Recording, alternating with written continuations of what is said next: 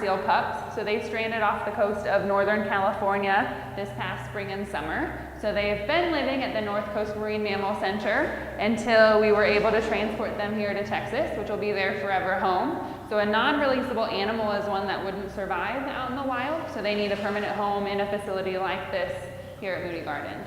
At the Northcoast Marine Mammal Center, our purpose for being here is to rescue, rehabilitate, and release all these animals. When they're deemed non-releasable, the options are to put them in the pool of potential adoptable animals, and so those adoptions are arranged by National Marine Fisheries. There's a specific person that tries to match facilities with animals that need homes. In the case of these two animals, we had one animal that was blind in one eye, so therefore non-releasable because it wouldn't be able to forage in the wild, and then an animal with neurologic problems that would make it difficult for it to at least catch enough fish to survive.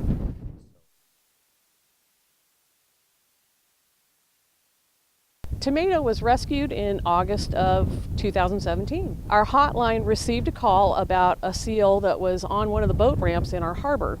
And I was actually the one that responded to this call, and when I got there, Tomato was about a 4-month-old Pacific Harbor seal right near the water line on the ramp, and there was a boat at the top of the ramp. It was a traffic area, and he was very obviously injured. He had a couple of different lacerations. He had puncture wounds. His whole face was swollen, a very nasty looking wound to one of his eyes, and it was just a really dangerous place for him to be. So I actually just swept him up right then and there, wrapped him up in my sweatshirt, and brought him into the Northcoast Marine Mammal Center. When Tomato arrived, we assessed him to see how many injuries he had, the extent of those injuries, and we do wound care. We give him electrolytes and some dextrose to kind of get his energy up to stabilize him before we take him into the vet, so that the vet can take a look at him and help define a course of action. Animals like that with bite wounds, are cared for typically as we would bite wound on a human or another animal. They're on antibiotics and their wounds are cleansed. In the case of this animal, there was also serious trauma to the eye, rendering it blind in one eye.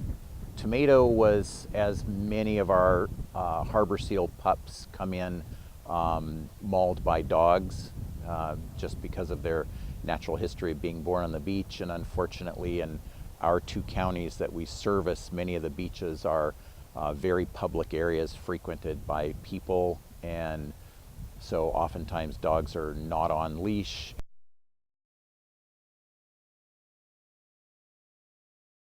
If you come across a seal or sea lion on the beach, do not go near it. Biggest thing is don't approach them. They are wild animals. I had somebody recently compare an adult sea lion to a bear. It's exactly like approaching a bear. If you see an adult one, you don't want to go near it. If you see a young one on the beach, a lot of times those pups have been left by their mothers to go forage for food. They're not in any kind of distress. They're not injured. They're just waiting for mom to come back, and we, as humans, interfering with that can cause the mom not to return to the animal. We received the initial phone call about Ravioli on March 14th, 2017. Our intern, a volunteer, and myself went down and assessed her. She was a healthy pup. She had just been left on the beach by mom. So we put her on watch, we post signs, and let the public know that she's being monitored by us, and to stay back, keep your dogs back, don't touch. And over the course of the next 2 days, she was handled by a couple of different families. So by the second family that had taken her up to their picnic area and had her bundled up in a blanket, and at that point Dr. Wood just made the decision that we should pick her up, that mom probably wouldn't come back after that. Well, Ravioli is kind of the other typical stranding of harbor seal pups. Human intervention by well-meaning people who removed them from the beach where their mother left them while she foraged, and in that separation, an animal like that doesn't get to nurse as frequently as it should. Oftentimes their blood sugar drops, so hypoglycemia is a big issue and probably is what resulted in the central nervous system damage that this pup suffered.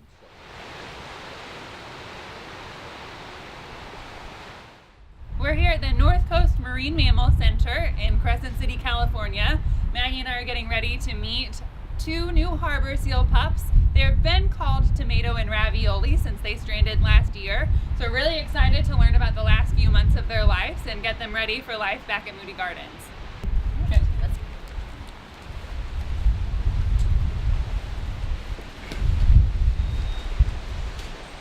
When the Moody Gardens staff arrives at the Northcoast Marine Mammal Center today, we will be working with them to show them exactly how we've been working with the animals up to now.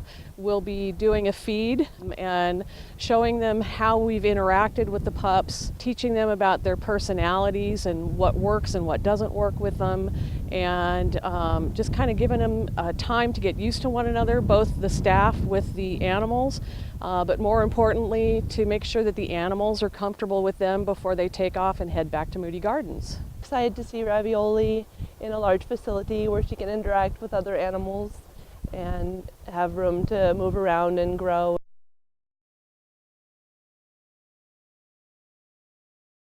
So our plan for this exhibit included a couple more additions, and when these two animals stranded out in Northcoast Marine Mammal Center, we were on the list of facilities for them to call and ask us if we had a home for them. And since we did have space for both Ravioli and Tomato, we were able to go out to California. And then after we kind of got the idea of what their normal has been, we were able to then transport them back to Moody Gardens.